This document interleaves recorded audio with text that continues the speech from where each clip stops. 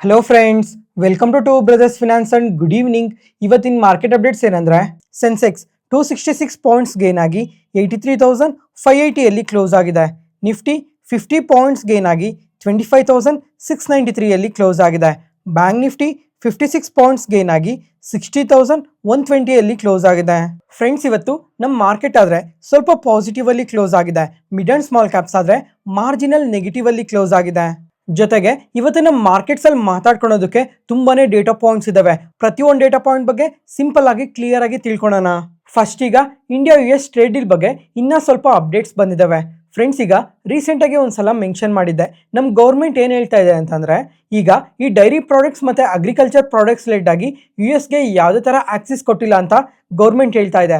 ಆದ್ರೆ US ಕಡೆಯಿಂದ ಯಾವ ತರ ಅಪ್ಡೇಟ್ ಬರ್ತಾ ಇದೆ ಅಂದ್ರೆ, ಇಂಡಿಯಾ ಆದ್ರೆ ಡೈರಿ ಪ್ರಾಡಕ್ಟ್ಸ್ಗೆ ಅಗ್ರಿಕಲ್ಚರಲ್ ಪ್ರಾಡಕ್ಟ್ಸ್ಗೆ ನಮಗೆ ಕಂಪ್ಲೀಟ್ ಆಗಿ ಆಕ್ಸಿಸ್ ಕೊಟ್ಟಿದೆ ಅಂತ US ಕಡೆಯಿಂದ ಅಪ್ಡೇಟ್ಸ್ ಬರ್ತಾ ಇದಾವೆ. ಫ್ರೆಂಡ್ಸ್, ಈಗ ಫಸ್ಟ್ ಈ ಟ್ರೇಡ್ ಡೀಲ್ ಯಾವಾಗ ಕಂಪ್ಲೀಟ್ ಆಯಿತು ಅಂದರೆ, ಸೋಮವಾರ ರಾತ್ರಿ ಡೊನಾಲ್ಡ್ ಟ್ರಂಪ್ ಅವರು ಟ್ವೀಟ್ ಮಾಡಿದ್ರು. ಅವಾಗ ಈ ಟ್ರೇಡ್ ಡೀಲ್ ಸಕ್ಸಸ್ಫುಲ್ ಆಗಿ ಕಂಪ್ಲೀಟ್ ಆಗಿದೆ ಅಂತ ಎಲ್ಲರಿಗೂ ಗೊತ್ತೇ ಇದೆ. ಆದರೆ ಜಸ್ಟ್ ಇವಾಗ ಫಾರ್ಮಲ್ ಆಗಿ ಮಾತ್ರ ಟ್ರೇಡ್ ಡೀಲ್ ಕಂಪ್ಲೀಟ್ ಆಗಿದೆ ಅಂತ ಹೇಳ್ತಾ ಇರೋದು. ಆದರೆ ಅಫಿಷಿಯಲ್ ಆಗಿ ಡಾಕ್ಯುಮೆಂಟ್ಸ್ ಎಲ್ಲ ಸೈನ್ ಮಾಡಬೇಕಾಗಿರುತ್ತೆ ಈ ಟ್ರೇಡ್ ಡೀಲ್ ಈ ತರ ಕಂಪ್ಲೀಟ್ ಆಗಿದೆ ಅಂತ. ಅದಕ್ಕೋಸ್ಕರ ನೆಕ್ಸ್ಟ್ ವೀಕ್ ಅಲ್ಲಿ ಡೆಲಿಗೇಟ್ಸ್ ಎಲ್ಲ ನಮ್ಮ ಇಂಡಿಯಾಗೆ ಬರ್ತಾ ಇದ್ದಾರೆ. ಅವ್ರು ಬಂದಾಗ ಒಂದು ಡಾಕ್ಯುಮೆಂಟ್ ನ ಕ್ಯಾರಿ ಮಾಡಿರ್ತಾರೆ.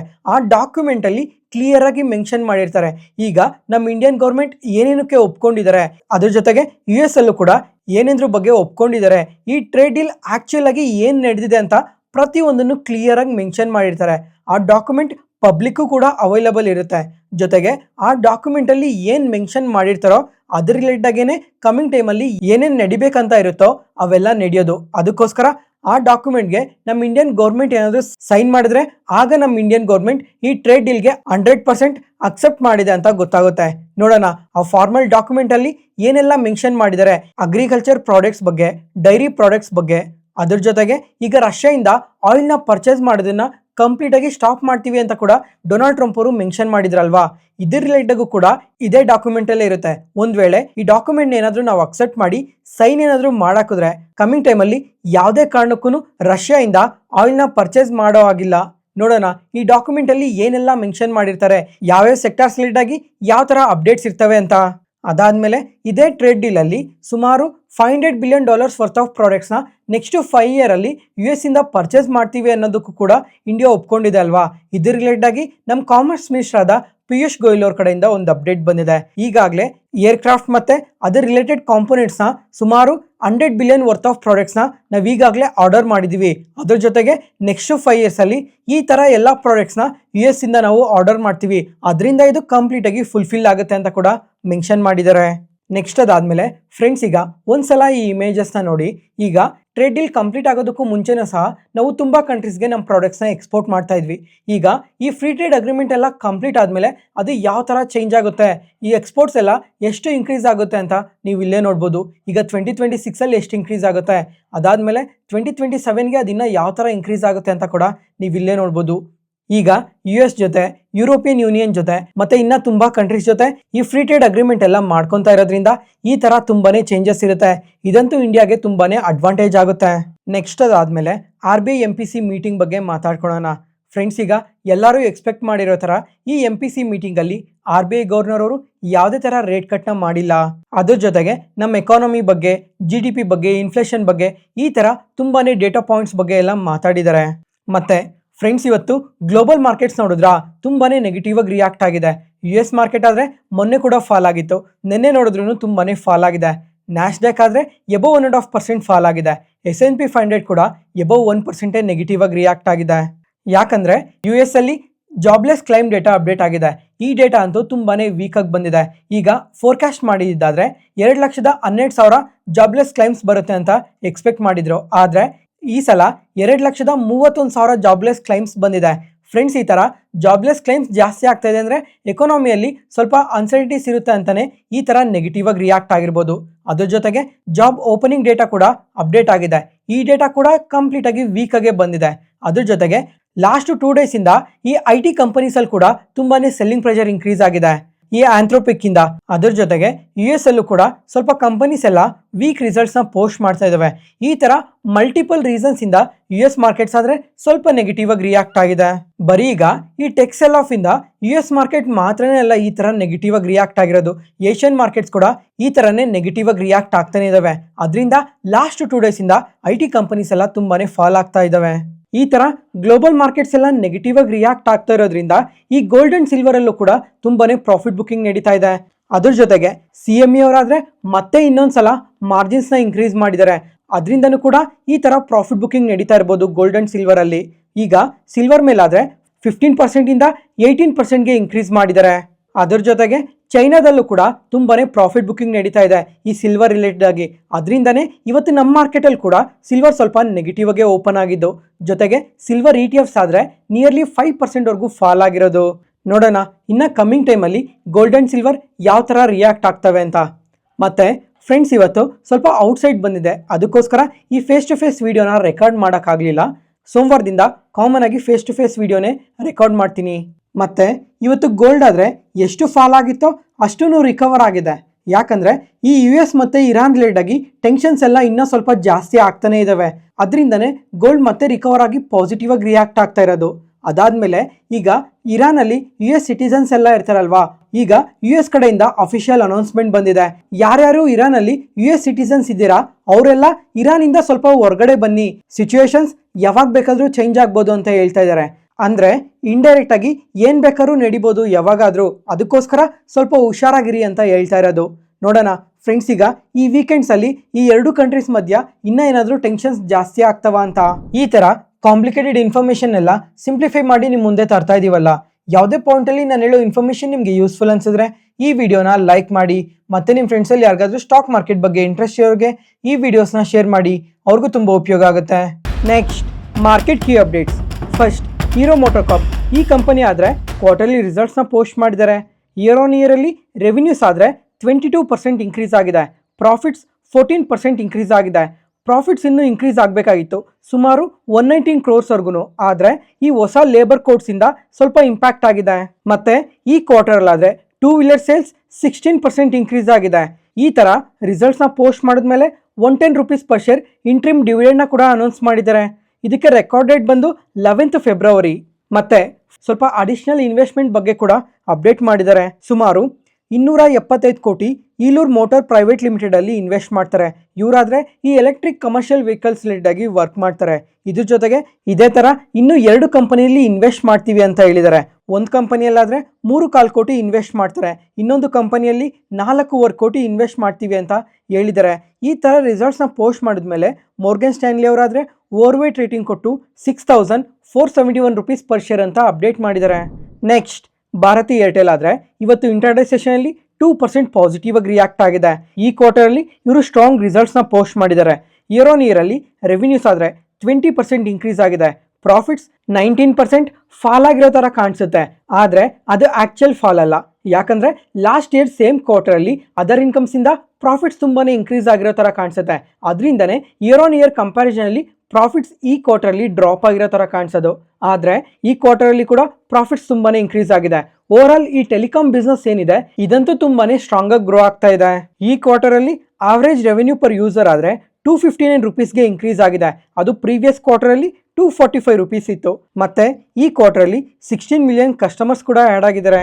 ನೆಕ್ಸ್ಟ್ ಅದಾದ್ಮೇಲೆ ಫ್ರೆಂಡ್ಸ್, ಇವತ್ತು ನುವಾಮಾ, BSE, 360 WAM, ಕೆಫಿನ್ ಟೆಕ್ನಾಲಜೀಸ್ ಈ ತರ ಕ್ಯಾಪಿಟಲ್ ಮಾರ್ಕೆಟ್ಗೆ ಸಂಬಂಧಪಟ್ಟಿರೋ ಸ್ಟಾಕ್ಸ್ ಎಲ್ಲ ಸ್ವಲ್ಪ ನೆಗೆಟಿವ್ ಆಗಿ ರಿಯಾಕ್ಟ್ ಆಗಿದಾವೆ. ರೀಸೆಂಟ್ ಆಗಿ ಒಂದ್ಸಲ ಮಾತಾಡ್ಕೊಂಡಿದ್ವಿ, ಬಜೆಟ್ ಅಲ್ಲಾದ್ರೆ STT ಚಾರ್ಜಸ್ ನ ಇನ್ಕ್ರೀಸ್ ಮಾಡಿದ್ದಾರೆ ಅಂತ. ಅವತ್ತು ಸಹ ಈ ಕಂಪನೀಸ್ ಎಲ್ಲ ತುಂಬಾನೇ ನೆಗೆಟಿವ್ ಆಗಿ ರಿಯಾಕ್ಟ್ ಆಗಿದ್ವು. ಮತ್ತೆ ಇವತ್ತಾದ್ರೆ ಸೆಬಿ ಕಡೆಯಿಂದ ಇನ್ನೊಂದು ಅಪ್ಡೇಟ್ ಬಂದಿದೆ. ಈಗ ಈ ಎಕ್ಸ್ಪೈರಿ ಡೇಸ್ ಅಲ್ಲಿ ಮಾರ್ಜಿನ್ಸ್ ನ ಇನ್ಕ್ರೀಸ್ ಮಾಡ್ತಾ ಇದ್ದಾರೆ. ಯಾಕಂದ್ರೆ ಈ ಎಕ್ಸ್ಪೈರಿ ಡೇಸ್ ಅಲ್ಲೆಲ್ಲ ಸ್ಪೆಕ್ಯುಲೇಷನ್ ತುಂಬಾನೇ ಜಾಸ್ತಿ ಇದೆ. ಅದನ್ನ ಕಮ್ಮಿ ಮಾಡೋದಕ್ಕೋಸ್ಕರ ಈ ತರ ಎಕ್ಸ್ಪೈರಿ ಡೇಸ್ ಅಲ್ಲಿ ಮಾತ್ರನೇ ಮಾರ್ಜಿನ್ಸ್ ನ ಇನ್ಕ್ರೀಸ್ ಮಾಡ್ತಾ ಇದೀವಿ ಅಂತ ಹೇಳಿದ್ದಾರೆ. ಯಾಕಂದ್ರೆ ಮಾರ್ಕೆಟ್ ಅಲ್ಲಿ ಸಡನ್ ವಾಲಟಿಲಿಟಿನ ಕಮ್ಮಿ ಮಾಡೋದಕ್ಕೆ ಮತ್ತೆ ಸ್ಪೆಕ್ಯುಲೇಷನ್ ನ ಕಮ್ಮಿ ಮಾಡೋದಕ್ಕೆ ಈ ತರ ಚೇಂಜಸ್ ನ ತರ್ತಾ ಇರೋದು. ಫ್ರೆಂಡ್ಸ್, ಇವಾಗ ಸೆಬಿ FNO ರಿಲೇಟೆಡ್ ಆಗಿ ಈ ರೀಸೆಂಟ್ ಟೈಮಲ್ಲಿ ತುಂಬಾನೇ ಚೇಂಜಸ್ನ ತರ್ತಾನೆ ಇದ್ದಾರೆ. ಈ ಥರ ರೂಲ್ಸ್ನ ಚೇಂಜ್ ಮಾಡ್ತಾ ಇರೋದಕ್ಕೆ ಒಂದೇ ಒಂದು ಕಾರಣನೇ, ರಿಟೇಲರ್ಸ್ನ ಪ್ರೊಟೆಕ್ಟ್ ಮಾಡೋದಕ್ಕೆ ಮಾತ್ರನೇ ಈ ಥರ ತುಂಬಾನೇ ಚೇಂಜಸ್ನ ತರ್ತಾ ಇರೋದು. ಜೊತೆಗೆ ತುಂಬ ಜನ ಇನ್ವೆಸ್ಟರ್ಸ್ ಎಲ್ಲ ಡೈರೆಕ್ಟಾಗಿ ಎಫ್ ಎನ್ ಒ ಅಲ್ಲಿ ಟ್ರೇಡ್ ಮಾಡೋಕ್ಕೆ ಹೋಗ್ತಾರೆ. ಎಫ್ ಎನ್ ಒ ಅನ್ನೋದು ತುಂಬಾ ರಿಸ್ಕಿ ಆಗಿರುತ್ತೆ. ಆದರೆ ಯಾರೂ ಆ ರಿಸ್ಕ್ನ ಮಾತ್ರ ನೋಡೋಕೆ ಹೋಗೋಲ್ಲ. ಜಸ್ಟ್ ಇವಾಗ ಎಫ್ ಎನ್ ಒಗೆ ಹೋಗೋದು, ಹೆಂಗಂದ್ರೆ ಹಂಗೆ ಟ್ರೇಡ್ ಮಾಡೋದು, ಲಾಸಸ್ನ ತುಂಬಾ ಫೇಸ್ ಮಾಡ್ತಾ ಇದ್ದಾರೆ. ಅದರಿಂದನೇ ಸೆಬಿ ಆದರೆ ಕಂಟಿನ್ಯೂಸ್ ಆಗಿ ಎಫ್ ಎನ್ ಒ ರಿಲೇಟೆಡ್ ಆಗಿ ಈ ಥರ ಚೇಂಜಸ್ನ ತರ್ತಾ ಇರೋದು. ಫ್ರೆಂಡ್ಸ್, ಈಗ ನೀವು ಯಾರಾದರೂ ಎಫ್ ಎನ್ ಒ ಅಲ್ಲಿ ಟ್ರೇಡ್ ಮಾಡ್ತಾ ಇದ್ರೆ ಒಂದ್ಸಲ ಕಮೆಂಟ್ ಸೆಷನಲ್ಲಿ ಕಮೆಂಟ್ ಮಾಡಿ. ಜೊತೆಗೆ ಇವಾಗ ಸೆಬಿ ಹೊಸದಾಗಿ ತುಂಬ ರೂಲ್ಸ್ನ ತರ್ತಾ ಇದ್ದಾರಲ್ವಾ, ಇದರಿಂದ ನಿಮಗೆ ಯಾವ ಥರ ಎಫೆಕ್ಟ್ ಆಗ್ತಾ ಇದೆ ಅಂತ ಕೂಡ ಒಂದ್ಸಲ ಕಮೆಂಟ್ ಸೆಷನಲ್ಲಿ ಕಮೆಂಟ್ ಮಾಡಿ. ಈ ಥರ ಮಾರ್ಜಿನ್ಸ್ ಇನ್ಕ್ರೀಸ್ ಮಾಡೋದ್ರಿಂದ ಬ್ರೋಕರ್ಸ್ಗೆ ಮತ್ತು ಎಕ್ಸ್ಚೇಂಜಸ್ಗೆ ಸ್ವಲ್ಪ ಇಂಪ್ಯಾಕ್ಟ್ ಇರುತ್ತೆ. ನೆಕ್ಸ್ಟ್ ಅದಾದಮೇಲೆ ಕೈನ್ಸ್ ಟೆಕ್ನಾಲಜೀಸ್ ಬಗ್ಗೆ ಡೀಟೇಲಾಗಿ ತಿಳ್ಕೊಳ್ಳೋಣ. ನಿನ್ನೆ ಮಾರ್ಕೆಟ್ ನ್ಯೂಸಲ್ಲಿ ಕೂಡ ಈ ಕಂಪನಿ ಬಗ್ಗೆ ಡೀಟೇಲಾಗಿ ಎಕ್ಸ್ಪ್ಲೈನ್ ಮಾಡಿದ್ದೆ. ಜೊತೆಗೆ ಇವತ್ತು ಕ್ವಾರ್ಟರ್ಲಿ ರಿಸಲ್ಟ್ಸ್ ಬಗ್ಗೆ ಡೀಟೇಲಾಗಿ ಎಕ್ಸ್ಪ್ಲೈನ್ ಮಾಡ್ತೀನಿ. ಇವತ್ತು ನಮ್ಮ ಮಾರ್ಕೆಟ್ ಓಪನಿಂಗ್ ಟೈಮಲ್ಲೇ ನಿಯರ್ಲಿ 5% ನೆಗೆಟಿವಲ್ಲಿ ಓಪನ್ ಆಯಿತು. ಈಗ ಈ ಕಂಪನಿ ರಿಸಲ್ಟ್ಸ್ ನೋಡಿದ್ರೆ ಇಯರ್ ಆನ್ ಇಯರಲ್ಲಿ ರೆವಿನ್ಯೂಸ್ ಆದರೆ 22% ಇನ್ಕ್ರೀಸ್ ಆಗಿದೆ, ಪ್ರಾಫಿಟ್ಸ್ 18% ಇನ್ಕ್ರೀಸ್ ಆಗಿದೆ. ಇವಾಗ ರಿಸಲ್ಟ್ಸ್ ಏನೋ ಪಾಸಿಟಿವ್ಗೆ ಬಂದಿದೆ ಅನ್ಸುತ್ತಲ್ವಾ, ಆದರೆ ಕ್ವಾರ್ಟರ್ ಆನ್ ಕ್ವಾರ್ಟರ್ ಬೇಸಿಸಲ್ಲಿ ನೋಡಿದ್ರೆ ರೆವಿನ್ಯೂಸ್ ಫಾಲ್ ಆಗಿದೆ, ಪ್ರಾಫಿಟ್ಸ್ ಕೂಡ ಫಾಲ್ ಆಗಿದೆ. ಅದ್ರ ಜೊತೆಗೆ ಮಾರ್ಜಿನ್ಸಲ್ಲೂ ಕೂಡ ಡ್ರಾಪ್ ಇದೆ. ಮತ್ತೆ ಅನಲಿಸ್ಟ್ ಎಸ್ಟಿಮೇಟೆಡ್ಗಿನ್ನ ವೀಕ್ ರಿಸಲ್ಟ್ಸ್ನ ಪೋಸ್ಟ್ ಮಾಡಿದ್ದಾರೆ. ಇದ್ರ ಜೊತೆಗೆ ಫುಲ್ ಇಯರ್ ರೆವೆನ್ಯೂ ಗೈಡೆನ್ಸ್ನ ಕೂಡ ಕಟ್ ಮಾಡಿದ್ದಾರೆ. 4400 crores-ಇಂದ 4100 crores-ಗೆ. ಈ ಥರ ವೀಕ್ ರಿಸಲ್ಟ್ಸಿಂದ ಮತ್ತು ವೀಕ್ ಗೈಡೆನ್ಸಿಂದ ಕಂಪನಿ ಶೇರ್ ಪ್ರೈಸ್ ಆದರೆ ಓಪನಿಂಗಲ್ಲಿ ನಿಯರ್ಲಿ 5%ವರೆಗೂ ನೆಗೆಟಿವ್ ಆಗಿ ಓಪನ್ ಆಯಿತು. ಫ್ರೆಂಡ್ಸ್, ಈಗ ಇನ್ನೊಂದು ಸ್ವಲ್ಪ ಡೀಟೇಲಾಗಿ ಮಾತಾಡ್ಕೊಳ್ಳೋಣ. ಈಗ ಈ ರೆವೆನ್ಯೂ ಗೈಡೆನ್ಸ್ ಏನೋ 4400 crores-ಇಂದ 4100 crores-ಗೆ ಕಟ್ ಮಾಡಿದ್ದಾರೆ. ಓಕೆ, ಇವಾಗ 4100 crores ಇರಲಿ. ಪ್ರೆಸೆಂಟ್ ಇವಾಗ ಈ ಕ್ವಾರ್ಟರಲ್ಲಿ ಎಷ್ಟು ಇವರು ರೆವಿನ್ಯೂಸ್ನ ಜನರೇಟ್ ಮಾಡಿದ್ದಾರೆ ಅಂತಂದರೆ 804 ಕೋಟಿ ರೆವಿನ್ಯೂಸ್ನ ಜನರೇಟ್ ಮಾಡಿದ್ದಾರೆ. ಲಾಸ್ಟ್ ಕ್ವಾರ್ಟರಲ್ಲಿ 900 ಕೋಟಿ ಜನರೇಟ್ ಮಾಡಿದ್ದಾರೆ. ಫ್ರೆಂಡ್ಸ್, ಈಗ ಲಾಸ್ಟ್ 3 ಕ್ವಾರ್ಟರ್ಸಲ್ಲಿ ಇವ್ರೇನು ರೆವಿನ್ಯೂಸ್ನ ಜನರೇಟ್ ಮಾಡಿದ್ದಾರೆ ಅದನ್ನು ಟೋಟಲ್ ಮಾಡಿದ್ರೆ ಸುಮಾರು 2300 ಕೋಟಿವರೆಗೂ ರೆವಿನ್ಯೂಸ್ ಆಗುತ್ತೆ. ಈಗ ಕಂಪ್ಲೀಟ್ ಇಯರ್ ಗೈಡೆನ್ಸ್ನ 4100 crores-ಗೆ ಕಟ್ ಮಾಡಿದ್ರು ಈಗ ಫೋರ್ತ್ ಕ್ವಾರ್ಟರಲ್ಲಿ ಸುಮಾರು 1700 ಕೋಟಿ ರೆವಿನ್ಯೂಸ್ನ ಜನರೇಟ್ ಮಾಡಬೇಕಾಗಿರುತ್ತೆ. ಅಂದರೆ ಈ ಕ್ವಾರ್ಟರ್ಗೆ ಕಂಪೇರ್ ಮಾಡಿಕೊಂಡ್ರೆ ನೆಕ್ಸ್ಟ್ ಕ್ವಾರ್ಟರಲ್ಲಿ ರೆವಿನ್ಯೂಸ್ ಡಬಲ್ ಆಗಬೇಕಾಗಿರುತ್ತೆ. ಅವಾಗ ಮಾತ್ರನೇ ಇವ್ರು ಕೊಟ್ಟಿರೋ ಗೈಡೆನ್ಸ್ಗೆ ಅದು ಪಾಸಿಟಿವ್ ಆಗುತ್ತೆ. ಈಗ ಈ Q4 ಆಗಲೇ 1 ಮಂತ್ ಕಳೆದಿದೆ. ಇನ್ನು 2 ಮಂತ್ಸಲ್ಲಿ ಇವ್ರಿನ್ನ ಎಷ್ಟು ರೆವಿನ್ಯೂಸ್ನ ಜನರೇಟ್ ಮಾಡ್ತಾರೆ ಅಂತ ನೋಡಬೇಕಾಗಿರುತ್ತೆ ಇವ್ರು ಕೊಟ್ಟಿರೋ ಗೈಡೆನ್ಸ್ಗೆ. ಮತ್ತು ಇವತ್ತು ಅನಲಿಸ್ಟ್ ಆದರೆ ಈ ಕಂಪನಿ ಪರವಾಗಿ ತುಂಬಾ ಪಾಸಿಟಿವ್ ರೇಟಿಂಗ್ನೇ ಕೊಟ್ಟಿದ್ದಾರೆ. ಈಗ JP Morgan ಅವರಾದರೆ ಓವರ್ ವೇಟ್ ರೇಟಿಂಗ್ನ ಕೊಟ್ಟು target price 6100 rupees per share ಅಂತ ಅಪ್ಡೇಟ್ ಮಾಡಿದ್ದಾರೆ. ಅದಾದಮೇಲೆ ಜೆಫ್ರೀಸ್ ಅವರು ಅಷ್ಟೇ ಬೈ ರೇಟಿಂಗ್ ಕೊಟ್ಟು target price 5940 rupees per share ಅಂತ ಅಪ್ಡೇಟ್ ಮಾಡಿದ್ದಾರೆ. ಈಗ JP Morgan ಅವರು ಏನಕ್ಕೆ ಪಾಸಿಟಿವ್ ರೇಟಿಂಗ್ನ ಕೊಟ್ಟಿದ್ದಾರೆ ಅಂತಂದರೆ ಈ ವರ್ಕಿಂಗ್ ಕ್ಯಾಪಿಟಲ್ನ 116 ಡೇಸಿಂದ 139 ಡೇಸ್ಗೆ ಇನ್ಕ್ರೀಸ್ ಮಾಡ್ಕೊಂಡಿದ್ದಾರೆ. ಅದರಿಂದ ಸ್ವಲ್ಪ ಪಾಸಿಟಿವ್ ಆಗುತ್ತೆ ಅಂತ ಈ ಥರ ರೇಟಿಂಗ್ನ ಕೊಟ್ಟಿದ್ದಾರೆ. ಫ್ರೆಂಡ್ಸ್, ಈಗ ಈ ಕಂಪ್ಲೀಟ್ EMS ಸೆಗ್ಮೆಂಟಲ್ಲಿ ಸ್ವಲ್ಪ ವೀಕ್ನೆಸ್ ಕಾಣ್ತಾ ಇದೆ. ಈಗ ಸಮ್ಮರ್ ಶುರು ಆಗುತ್ತಲ್ವಾ, ಸಮ್ಮರ್ ಶುರು ಆದಮೇಲೆ ಈ ಕಂಪನೀಸಲ್ಲಿ ಕ್ವಾರ್ಟರ್ಲಿ ರಿಸಲ್ಟ್ಸ್ ಯಾವ ಥರ ಪೋಸ್ಟ್ ಮಾಡ್ತಾರೆ ಅಂತ ನೋಡಬೇಕಾಗಿರುತ್ತೆ. ಮತ್ತೆ ಫ್ರೆಂಡ್ಸ್, ಒಂದು ವೇಳೆ ಈ ಕೈನ್ಸ್ ಟೆಕ್ನಾಲಜೀಸ್ ಅವ್ರು ಕೊಟ್ಟಿರೋ ಗೈಡೆನ್ಸ್ನ ಕಮಿಂಗ್ ಕ್ವಾರ್ಟರಲ್ಲಿ ಮೀಟ್ ಆಗಲಿಲ್ಲ ಅಂದರೆ ಅವಾಗೂ ಕೂಡ ಕಂಪನಿ ಶೇರ್ ಪ್ರೈಸ್ ತುಂಬಾ ಫಾಲ್ ಆಗೋ ಚಾನ್ಸಸ್ ಇರುತ್ತೆ. ನೆಕ್ಸ್ಟ್ ವಾಟೆಕ್ ವೊಬಾಗ್ ಈ ಕಂಪನಿ ಆದರೆ ಇವತ್ತು ನಿಯರ್ಲಿ 3%ವರೆಗೂ ಪಾಸಿಟಿವ್ ಆಗಿ ರಿಯಾಕ್ಟ್ ಆಗಿದೆ. ಈ ಕ್ವಾರ್ಟರಲ್ಲಿ ತುಂಬಾ ಪಾಸಿಟಿವ್ ರಿಸಲ್ಟ್ಸ್ನ ಪೋಸ್ಟ್ ಮಾಡಿದ್ದಾರೆ. ಇಯರ್ ಆನ್ ಇಯರಲ್ಲಿ ರೆವಿನ್ಯೂಸ್ 19% ಇನ್ಕ್ರೀಸ್ ಆಗಿದ್ರೆ ಪ್ರಾಫಿಟ್ಸ್ 36% ಇನ್ಕ್ರೀಸ್ ಆಗಿದೆ. ಜೊತೆಗೆ ಕ್ವಾರ್ಟರ್ ಆನ್ ಕ್ವಾರ್ಟರಲ್ಲೂ ರೆವಿನ್ಯೂಸ್ ಆಗಲಿ ಪ್ರಾಫಿಟ್ಸ್ ಆಗಲಿ ತುಂಬಾ ಇಂಪ್ರೂವ್ ಆಗಿದೆ. ಮತ್ತು ಮಾರ್ಜಿನ್ಸ್ ಕೂಡ ಇಂಪ್ರೂವ್ ಮಾಡ್ಕೊಂಡಿದ್ದಾರೆ. ಅದರಿಂದನೇ ಈ ಥರ ಪಾಸಿಟಿವ್ ಆಗಿ ರಿಯಾಕ್ಟ್ ಆಗಿರೋದು. ನೆಕ್ಸ್ಟ್ ಅದಾದಮೇಲೆ ಫ್ರೆಂಡ್ಸ್, ಇವತ್ತು ITC ಮತ್ತು ಗಾಡ್ಫ್ರೇ ಫಿಲಿಪ್ಸ್ ಈ ಎರಡೂ ಕಂಪನೀಸ್ ತುಂಬಾ ಪಾಸಿಟಿವ್ ಆಗಿ ರಿಯಾಕ್ಟ್ ಆಗಿದ್ದಾವೆ. ITC ಆದರೆ 5% ಪಾಸಿಟಿವ್ ಆಗಿ ರಿಯಾಕ್ಟ್ ಆಗಿದೆ. ಗಾಡ್ಫ್ರೇ ಫಿಲಿಪ್ಸ್ ಎಬೌಟ್ 10% ಪಾಸಿಟಿವ್ ಆಗಿ ರಿಯಾಕ್ಟ್ ಆಗಿದೆ. ಫ್ರೆಂಡ್ಸ್, ಈಗ ಈ ರೀಸೆಂಟ್ ಟೈಮಲ್ಲೇ ಈ ಎರಡೂ ಕಂಪನೀಸ್ ಬಗ್ಗೆ ಮಾತಾಡ್ಕೊಂಡಿದ್ವಿ. ಈಗ ಆಲ್ ಟೈಮ್ ಐಸಿಂದ ಎರಡೂ ಕಂಪನೀಸ್ ಆದರೆ ಎಬೌವ್ 40% ಫಾಲ್ ಆಗಿದ್ದಾವೆ. ಯಾಕಂದರೆ ಈ ಡಿಸೆಂಬರ್ ಮಂತಲ್ಲಿ ಗೌರ್ಮೆಂಟ್ ಈ ಸಿಗರೇಟ್ಸ್ ಮೇಲೆ ಟ್ಯಾಕ್ಸಸ್ನ ಇನ್ಕ್ರೀಸ್ ಮಾಡಿದ್ರು. ಆ ಕಾರಣದಿಂದ ಈ ಕಮಿಂಗ್ ಟೈಮಲ್ಲಿ ಕಂಪನೀಸ್ ಲೆಡ್ ಆಗಿ ಸ್ವಲ್ಪ ಸೇಲ್ಸ್ ಡ್ರಾಪ್ ಆಗುತ್ತೆ ಅನ್ನೋ ಒಂದು ಕಾರಣದಿಂದ ಈ ಕಂಪನಿಯಲ್ಲಿ ತುಂಬಾ ಪ್ರಾಫಿಟ್ ಬುಕ್ಕಿಂಗ್ ನಡೆದಿತ್ತು. ಆದರೆ ಇವತ್ತು ನೋಡಿದ್ರೆ ತುಂಬಾ ಪಾಸಿಟಿವ್ ಆಗಿ ರಿಯಾಕ್ಟ್ ಆಗಿದ್ದಾವೆ. ಯಾಕಂದರೆ ಡಿಸೆಂಬರ್ ಮಂತಲ್ಲಿ ಅದನ್ನು ಅನೌನ್ಸ್ಮೆಂಟ್ ಮಾಡಿದ್ರು. ಅದಾದಮೇಲೆ ಇದು ಯಾವಾಗ ಇಂಪ್ಲಿಮೆಂಟ್ ಆಗಿದೆ ಅಂದರೆ ಫೆಬ್ರವರಿ 1 ಇದು ಇಂಪ್ಲಿಮೆಂಟ್ ಆಗಿದೆ. ಜೊತೆಗೆ ಆಲ್ ಟೈಮ್ ಐಸಿಂದ ಎಬೌವ್ 40% ಫಾಲ್ ಆಗಿರೋ ಕಾರಣದಿಂದ ಇನ್ವೆಸ್ಟರ್ಸ್ ಎಲ್ಲ ಅಟ್ರಾಕ್ಟಿವ್ ವ್ಯಾಲ್ಯೂಷನ್ಸ್ ಅಲ್ಲಿ ಇದಾವೆ ಅಂತ ಸ್ಟ್ರಾಂಗ್ ವಾಲ್ಯೂಮ್ಸ್ ಅಲ್ಲಿ ಬೈ ಮಾಡಿದ್ದಾರೆ. ಜೊತೆಗೆ ಇವಾಗ ಕಂಪನೀಸ್ ಈ ತರ GST ಇನ್ಕ್ರೀಸ್ ಮಾಡಿದ್ದಾರೆ ಅಂತ ಅಂದ್ರೆ ಅಡಿಷನಲ್ ಕಾಸ್ಟ್ ಏನಿರುತ್ತೆ ಅದನ್ನ ಆಟೋಮೆಟಿಕ್ ಆಗಿ ಕನ್ಸ್ಯೂಮರ್ಸ್ಗೆ ಪಾಸ್ ಮಾಡ್ತಾರೆ. ಈ ತರ ಸಿಗರೇಟ್ ಪ್ರೈಸಸ್ ಇನ್ಕ್ರೀಸ್ ಆಗಿದೆ ಅಂತ ಕಮಿಂಗ್ ಟೈಮಲ್ಲಿ ಡಿಮ್ಯಾಂಡ್ ಏನಾದರೂ ಕಮ್ಮಿ ಆಗಿ ಪ್ರಾಫಿಟ್ಸ್ ಏನಾದರೂ ಇಂಪ್ಯಾಕ್ಟ್ ಆದರೆ ಅದು ಕಂಪನಿಗೆ ನೆಗೆಟಿವ್ ಆಗುತ್ತೆ. ಒಂದು ವೇಳೆ ಕಮಿಂಗ್ ಟೈಮಲ್ಲೂ ಕೂಡ ಅದೇ ಥರನೇ ಸ್ಟ್ರಾಂಗ್ ಡಿಮ್ಯಾಂಡ್ ಏನಾದರೂ ಕಾಣಿಸಿದ್ರೆ ಅದು ಕಂಪನಿಗೆ ಇನ್ನೂ ತುಂಬಾ ಪಾಸಿಟಿವೇ ಆಗುತ್ತೆ. ಆ ಕಾರಣದಿಂದ ಏನಾದರೂ ಇವತ್ತು ಇನ್ವೆಸ್ಟರ್ಸ್ ಈ ಕಂಪನಿಯಲ್ಲಿ ಸ್ಟ್ರಾಂಗ್ ಆಗಿ ಬೈ ಮಾಡಿರಬೇಕು. ಅದರಿಂದನೇ ಈ ಥರ ಪಾಸಿಟಿವ್ ಆಗಿ ರಿಯಾಕ್ಟ್ ಆಗಿರೋದು. ನೋಡೋಣ ಈಗ Q4 ಅಲ್ಲಿ ಮತ್ತು Q1 ಅಲ್ಲಿ ಈ ಎರಡೂ ಕಂಪನೀಸ್ ರಿಸಲ್ಟ್ಸ್ ಯಾವ ಥರ ಪೋಸ್ಟ್ ಮಾಡ್ತಾರೆ ಅಂತ. ಒಂದು ವೇಳೆ ಡಿಮ್ಯಾಂಡ್ ಏನಾದರೂ ಕಮ್ಮಿ ಆಗಿ ಪ್ರಾಫಿಟ್ಸ್ ಮೇಲೆ ಇಂಪ್ಯಾಕ್ಟ್ ಕಾಣಿಸಿದ್ರೆ ಆಟೋಮೆಟಿಕ್ಕಾಗಿ ಕಂಪನೀಸ್ ಫಾಲ್ ಆಗೋ ಚಾನ್ಸಸ್ ಇರುತ್ತೆ. ಒಂದು ವೇಳೆ ಡಿಮ್ಯಾಂಡ್ ಏನಾದರೂ ಸ್ಟಡಿ ಆಗಿದ್ರು ಅಥವಾ ಸ್ಟ್ರಾಂಗಾಗಿ ಗ್ರೋ ಆದ್ರೂ ಈ ಕಂಪನೀಸ್ಗೆ ತುಂಬಾ ಪಾಸಿಟಿವ್ ಆಗುತ್ತೆ. ಕಂಪನೀಸ್ ಕೂಡ ಪಾಸಿಟಿವ್ ಆಗಿ ರಿಯಾಕ್ಟ್ ಆಗೋ ಚಾನ್ಸಸ್ ಜಾಸ್ತಿನೇ ಇರುತ್ತೆ. ಮತ್ತು ಫ್ರೆಂಡ್ಸ್, ಇದ್ರ ಜೊತೆಗೆ ಇವತ್ತು ತುಂಬಾ ಕಂಪನೀಸ್ ಎಲ್ಲ ರಿಸಲ್ಟ್ಸ್ನ ಪೋಸ್ಟ್ ಮಾಡಿದ್ದಾವೆ. ಇನ್ನು ಯಾವ್ಯಾವ ಕಂಪನೀಸ್ ರಿಸಲ್ಟ್ಸ್ನ ಪೋಸ್ಟ್ ಮಾಡಬೇಕು ಇವತ್ತು ನಾವು ಇಲ್ಲೇ ನೋಡ್ಬೋದು. ಅದಾದಮೇಲೆ ನಾಳೆ ಸಹ ಇನ್ನೂ ತುಂಬಾ ಕಂಪನೀಸ್ ಎಲ್ಲ ರಿಸಲ್ಟ್ಸ್ನ ಪೋಸ್ಟ್ ಮಾಡ್ತವೆ. ನೋಡೋಣ ಈ ಕಂಪನೀಸ್ ಎಲ್ಲ ಸೋಮವಾರ ನಮ್ಮ ಮಾರ್ಕೆಟ್ನ ಯಾವ ಥರ ಇಂಪ್ಯಾಕ್ಟ್ ಮಾಡ್ತವೆ ಅಂತ. ಇವತ್ತಿಗೆ ಅಪ್ಡೇಟ್ಸ್ ಮುಗೀತು. ಈ ವಿಡಿಯೋ ಇಷ್ಟ ಆದರೆ ಲೈಕ್ ಮಾಡಿ, ಶೇರ್ ಮಾಡಿ, ಸಬ್ಸ್ಕ್ರೈಬ್ ಆಗಿ. ಮತ್ತೆ ನಾಳೆ ಹೊಸ ಸ್ಟಾಕ್ ಮಾರ್ಕೆಟ್ ನ್ಯೂಸ್ ಅನಾಲಿಸಿಸ್ ವಿಡಿಯೋಲಿ ಸಿಗೋಣ.